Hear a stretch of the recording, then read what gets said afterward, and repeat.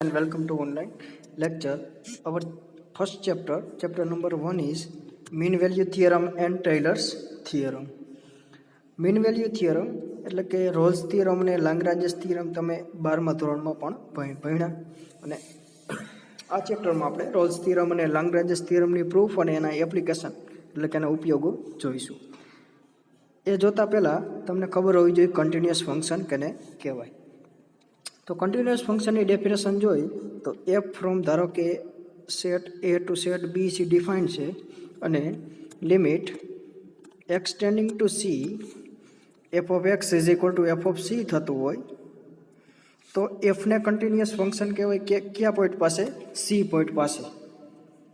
આવું જો બધા પોઈન્ટ માટે લિમિટ જો એક્ઝિસ્ટ થતી હોય એટલે કે મળતી હોય તો એફને કહેવાય કન્ટિન્યુઅસ ફંક્શન ઓન સેટ એ.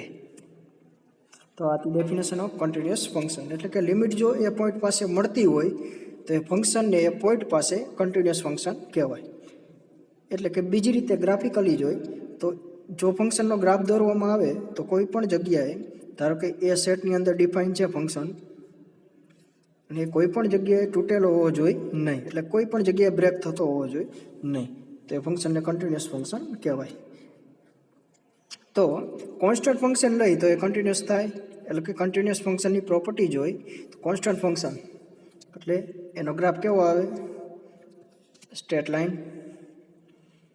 તો ગમે તે ડોમેન લઈ તો એ કોઈ પણ જગ્યાએ તૂટેલો હશે નહીં, તો એ થશે કન્ટિન્યુઅસ ફંક્શન. અથવા એની લિમિટ બધી જગ્યાએ મળશે કેમ કે કોન્સ્ટન્ટ છે એટલે કે લિમિટ બધા પોઈન્ટ પાસે મળશે. એટલા માટે કોઈ પણ ડોમેન લ્યો એટલે કે એના ડોમેનમાં એ કન્ટિન્યુઅસ થશે. If the function, second property, if the function f g on open interval a to b to R continuous at a c then, એટલે કે શું આપેલું છે? એફ અને જી કન્ટિન્યુઅસ આપેલા છે કયા પોઈન્ટ પાસે? સી પોઈન્ટ પાસે કન્ટિન્યુઅસ આપેલા છે બંને ફંક્શન.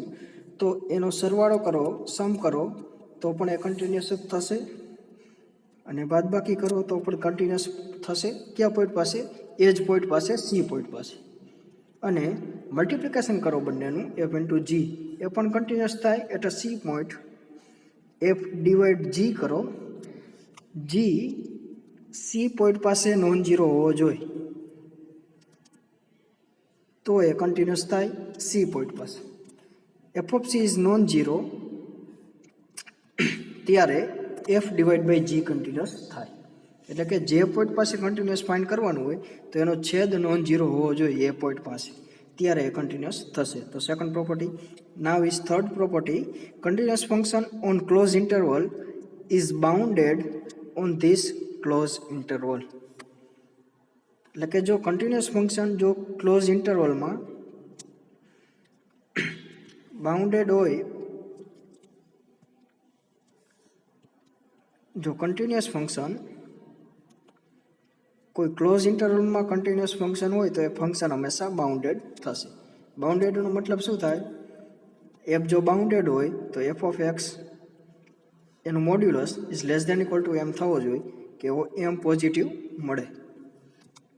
આ થાય બધા એક્સ માટે, x belongs to domain of f, તો ફંક્શન ઇઝ બાઉન્ડેડ એમ કહેવાય.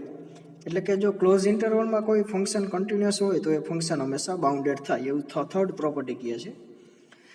Next property. Continuous function on close interval attain GLB અને LUB on this close interval. જો કોઈ ક્લોઝ ઇન્ટરવલમાં ફંક્શન કન્ટિન્યુઅસ હોય તો એ બાઉન્ડેડ થાય, એવું થર્ડ પ્રોપર્ટી કહે છે. હવે બાઉન્ડેડ હોય કોઈ પણ ફંક્શન તો એનું લીસ્ટ અપર બાઉન્ડ અને ગ્રેટેસ્ટ લોઅર બાઉન્ડ એ બંને મળે. એની ડેફિનેશન છે જીએલબી અને એલયુબીની, એ આપણે આગળ જોઈશું વિગતવાર કે જીએલબી શું છે અને એલયુબી શું છે. તો એલયુબી અને જીએલબી મળે ક્યારે? જો ફંક્શન બાઉન્ડેડ હોય તો. Next property. જો function f is continuous on close interval a to b and f of a અને એફ ઓફ બી પાસે ફંક્શન વેલ્યુ સરખી નથી, then f attains all the value between f of a and f of b. એટલે કે જો F continuous છે કેમાં એ અને બીમાં, અને આ એન્ડ પોઈન્ટ રહ્યા એમાં ફંક્શન વેલ્યુ સરખી નથી, ત્યારે તો શું થાય, એફની બધી વેલ્યુ પાસે એની વચ્ચે જ હશે, એફ ઓફ એ અને એફ ઓફ બીની વચ્ચે જ હશે, એટલે કે એની બહાર જશે નહીં. એવું કહે છે 5મી પ્રોપર્ટી. હવે લિસ્ટ અપર બાઉન્ડ અને પેલા અપર બાઉન્ડ અને લોઅર બાઉન્ડની ડેફિનેશન શું છે એ જોઈ. So a set is non empty set of all real number, એટલે કે એનો કોઈ સબસેટ લીધો જે નોન એમ્પ્ટી છે ફોર એવરી, એટલે બધા એલિમેન્ટ એના માટે, એટલે એક્સ લીધો એમાંથી, એવા બધા x. So there exist real number m such that, કે એના બધા નંબર, એવો કોઈ નંબર મળતો હોય એના કરતાં બધા એના નંબર નાના થતા હોય તો એમને કહેવાય અપર બાઉન્ડ ઓફ સેટ એ. ફરીથી એ શું લીધો, સબસેટ ઓફ આર, અને એ નોન એમ્પ્ટી છે એટલે એટલીસ્ટ એક એલિમેન્ટ તો છે જ એમાં. તો એના બધા એલિમેન્ટ જો કોઈ રિયલ નંબર, એટલે કે આની અંદરના એના કરતાં બધા એલિમેન્ટ નાના થતા હોય તો એમને શું કહેવાય, upper bound. Upper bound. For example, જો હું ક્લોઝ ઇન્ટરવલ 0, 1 લઉં, આ સબસેટ છે આરનો, છે કે એ આરની અંદર જ આવે એટલા માટે. તો હવે હું એમ બરાબર 2 લઉં, એમ બરાબર 2 લઉં, તો એ સેટ શું છે આપણો, 0, 1 ક્લોઝ ઇન્ટરવલ. તો 0, 1 is less than equal to 2 કહેવાય, અથવા આ રીતે ન લખાય, એક્સ કોઈ પણ એલિમેન્ટ લઉં 0, 1 માંથી, તો x is less than equal to 2 થાય, કેમ કે ક્લોઝ ઇન્ટરવલ 0, 1માં 2 કરતાં નાના જ એલિમેન્ટ હશે. બધા કેવા એલિમેન્ટ હોય, 1, 1/2, 1/3 એન્ડ સો ઓન, અથવા 0, 0.1, 0.2 એન્ડ સો ઓન 1 સુધી. ઇન્ફાઇનાઇટલી મેની પોઈન્ટ હોય 0 ક્લોઝ ઇન્ટરવલ 0, 1માં, એ બધા પોઈન્ટ 2 કરતાં નાના જ હશે, તો 2 ને કહેવાય upper bound of close interval 0, 1.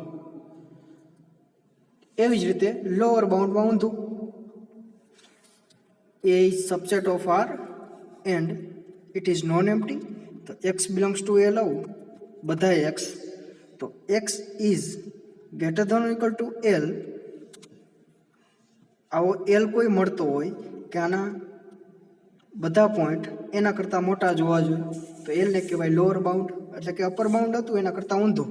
Upper બાઉન્ડમાં શું સાઇન હતી, less than or equal to, આમાં greater than or equal two.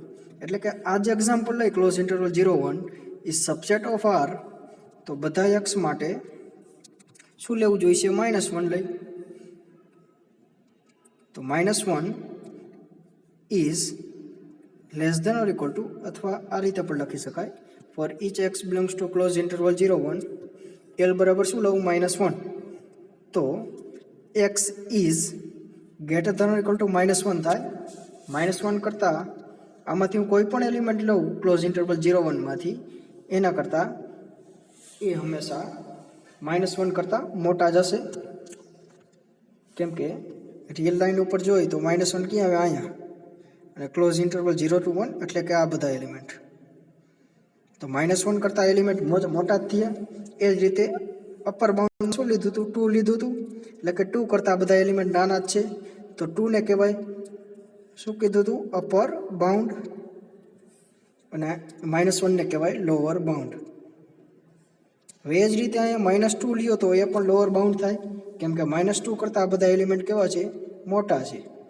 એ જ રીતે અહીંયા 3 લ્યો તો પણ આ કેવા થાય, નાના એલિમેન્ટ થાય.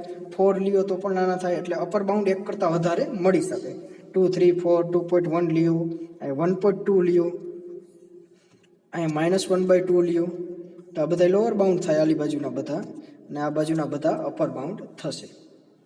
એટલે અપર બાઉન્ડનો સેટ શું થયો, 1 થી ઇન્ફાઇનાઇટ, તેનો ક્લોઝ ઇન્ટરવલ 0 to 1 નો 1 પણ અપર બાઉન્ડ થશે. અને લોઅર બાઉન્ડનો સેટ શું થયો, -ઇન્ફાઇનાઇટ ટુ 0. આ થયો લોઅર બાઉન્ડ, આ થયો અપર બાઉન્ડનો સેટ. એટલે કે આમાં તમે કોઈ પણ એલિમેન્ટ લેશો એ આનો અપર બાઉન્ડ થશે અને આમાંનો કોઈ પણ એલિમેન્ટ લેશો એ આનો લોઅર બાઉન્ડ થશે. તો અપર બાઉન્ડ અને લોઅર બાઉન્ડની ડેફિનેશન હવે ક્લિયર થઈ ગઈ હશે. સો અહીંયા પણ એક એક્ઝામ્પલ લીધો છે કે 1, 1/2, 1/3 and so on. Then for બધા એક્સ માટે એના એલિમેન્ટ માટે આમાં કયો થશે અપર બાઉન્ડ? 1. બધા એના એલિમેન્ટ માટે 1 કરતાં બધા નાના એલિમેન્ટ જ મળે છે.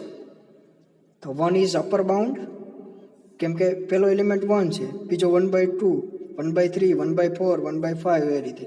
તો 1 કરતાં 1 અથવા 1 કરતાં નાના એલિમેન્ટ છે બધા એલિમેન્ટ, તો 1 શું થાય? Upper bound.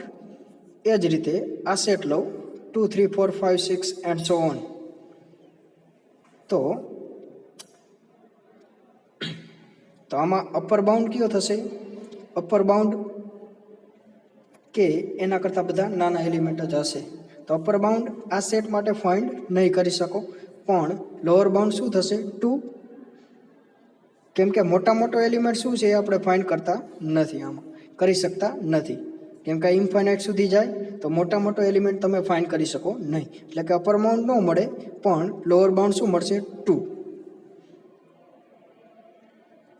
So x greater than or equal to 1 is set of all upper bound કેનો? આ સેટનો. Similarly hence 0 is lower bound of કે સેટનો -1, -2, -3 and so on are also lower bound of this set 2, 3, 4, 5. Lower bound એક કરતાં વધારે મળી શકે. આનો લોઅર બાઉન્ડ 0 પણ થાય, -1 થાય, એટલે આ સાઈડના બધા લ્યો નેગેટિવ સાઈડના, એ બધા આ સેટના લોઅર બાઉન્ડ થશે. અથવા આ સેટના લોઅર બાઉન્ડ જોતા હોય તો પણ મળે. આ સાઈડના બધા 0, -1, -2 આના કરતાં બધા એલિમેન્ટ આ મોટા છે.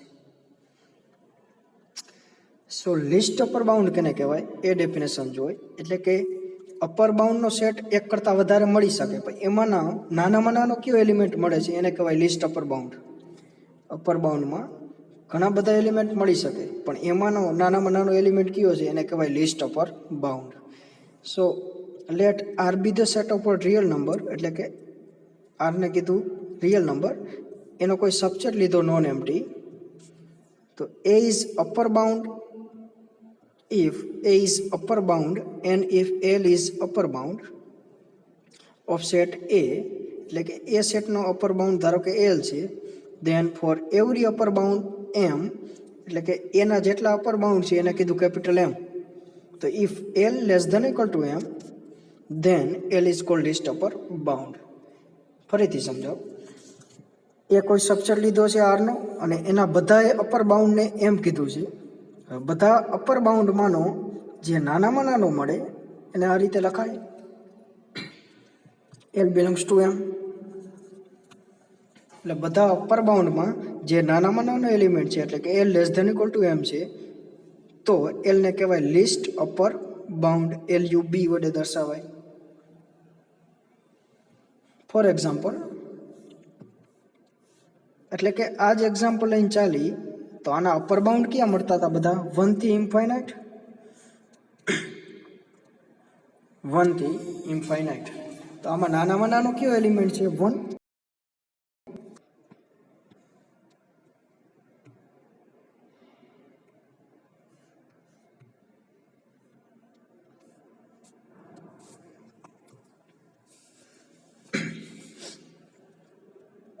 થી ઇન્ફાઇનાઇટ આ તમને અપર બાઉન્ડનો સેટ મળતો હતો કેનો? ક્લોઝ ઇન્ટરવલ 0 થી 1 નો. તો આમાં નાનામાં નાનો એલિમેન્ટ કયો છે? 1. કેમ કે રિયલ લાઈન દોરો તો અહીંયા 1 આવશે, 2, 3 એન્ડ સો ઓન ઇન્ફાઇનાઇટ સુધી. તો આમાં નાનામાં નાનો એલિમેન્ટ કયો? 1. તો 1 ને કહેવાય લિસ્ટ અપર બાઉન્ડ. 1 ને કહેવાય લિસ્ટ અપર બાઉન્ડ. अब सेट ए શું થાય? 1. Similarly greatest lower bound, greatest lower bound એટલે કે લોઅર બાઉન્ડનો જે સેટ મળે, લોઅર બાઉન્ડનો સેટ મળે એમાં મોટામાં મોટો કયો લોઅર બાઉન્ડ છે એને કહેવાય ગ્રેટેસ્ટ લોઅર બાઉન્ડ. ડેફિનેશન જોઈ તો if non empty subset A of R is lower bound, and if L is lower bound of set A, for every lower bound M of A, L is greater than or equal to M, then L is called greatest lower bound of set A. For example આ જ એક્ઝામ્પલમાં જોઈ એ બરાબર શું લીધું close interval 0 1 અને lower બાઉન્ડનો set શું મળતો હતો -ઇન્ફાઇનાઇટ ટુ 0. આથી લોઅર બાઉન્ડ આમાંથી મોટો નંબર કયો છે 0, મોટો નંબર 0. તો 0 ને કહેવાય ગ્રેટેસ્ટ લોઅર બાઉન્ડ, એટલે કે લોઅર બાઉન્ડમાં મોટો નંબર. તો જીએલબી અને એલયુબીની ડેફિનેશન ક્લિયર થઈ ગઈ હશે. ત્યારબાદ જોઈ બાઉન્ડેડ સેટ. તો બાઉન્ડેડ સેટ કેને કહેવાય? સેટની વાત થઈ છે, નોટ અ ફંક્શન. તો if non empty subset A of R is upper bounded, એટલે કે એનો અપર બાઉન્ડ મળતો હોય as well as lower bound મળતો હોય, then set is called bounded. આપણે એક એક્ઝામ્પલ જોઈએ તો 2 3 4 5 એન્ડ સો ઓન. આનો અપર બાઉન્ડ મળતો નહોતો, એવો નંબર નહોતો મળતો કે આ બધા નંબર એના કરતાં નાના થાય, કેમ કે આ ક્યાં સુધી જાય છે? ઇન્ફાઇનાઇટ સુધી. એટલે કે મોટો એવો નંબર મળી શકે નહીં, તો આ સેટ બાઉન્ડેડ થાય નહીં. બાઉન્ડેડ ન થતું હોય તો એને કહેવાય અનબાઉન્ડેડ સેટ. બાઉન્ડેડ સેટની વાત કરી. હવે ડેફિનેશન આવે બાઉન્ડેડ ફંક્શનની. તો રેન્જ ઓફ ફંક્શન કહેવાય એફ એ ટુ બી, એને કહેવાય ડોમેન. અને જો બીના બધા એલિમેન્ટ કવર થતા હોય તો એને કહેવાય રેન્જ. અથવા બીમાં કોઈ એલિમેન્ટ રહી જતા હોય, એ કવર ન થતા હોય તો એને કહેવાય કોડોમેન. પણ રેન્જ કેને કહેવાય? બીના બધા એલિમેન્ટ કવર થતા હોવા જોઈએ. એટલે કે એફની કોઈ ઇમેજ એ બધા એલિમેન્ટ માટે બીમાં આવી જોઈએ, તો એને કહેવાય રેન્જ ઓફ સેટ. તો range of function of f is bounded, then f is called bounded function. એટલે ધારો કે એફ એ ટુ બી હોય, જો બી સેટ બાઉન્ડેડ હોય, એફની બધી ઇમેજ બી સેટમાં આવતી હોય, બી સેટ જો બાઉન્ડેડ હોય તો એફને બાઉન્ડેડ ફંક્શન કહેવાય. Suppose A is subset of R, f is A to R, then LUB of f is equal to m. એટલે કે લીસ્ટ અપર બાઉન્ડ જો એફનો કેપિટલ એમ મળતો હોય અને જીએલબી ગ્રેટેસ્ટ લોઅર બાઉન્ડ એફનો સ્મોલ એમ મળતો હોય તો એ ઓબ્વિયસલી બાઉન્ડેડ થાય.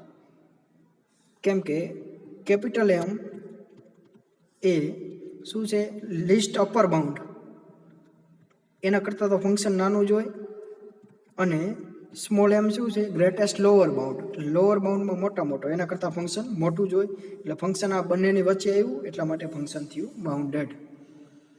Not that from above definition, એટલે કે બાઉન્ડેડ ફંક્શનની, if function is bounded then there exist a positive real number m such that modulus of f of x is less than equal to m. હમણાં વાત કરી એ રીતે. For each x belongs to domain of f. તો આજના લેક્ચરમાં શું જોયું? Bounded function, least upper bound, greatest lower bound, આટલી વસ્તુ જોઈ. ત્યારબાદ કન્ટિન્યુઅસ ફંક્શન અને એની પ્રોપર્ટી જોઈ. હવે નેક્સ્ટ લેક્ચરથી આપણે જોઈશું રોલ્સ થિયરમ અને એની એપ્લિકેશન. રોલ્સ થિયરમની પ્રૂફ જોઈશું અને એની એપ્લિકેશન જોઈશું. જે રોલ્સ થિયરમ, લાંગ્રાજેસ થિયરમ, એ બધા mean value theorem most IMP છે. So thanks for watching.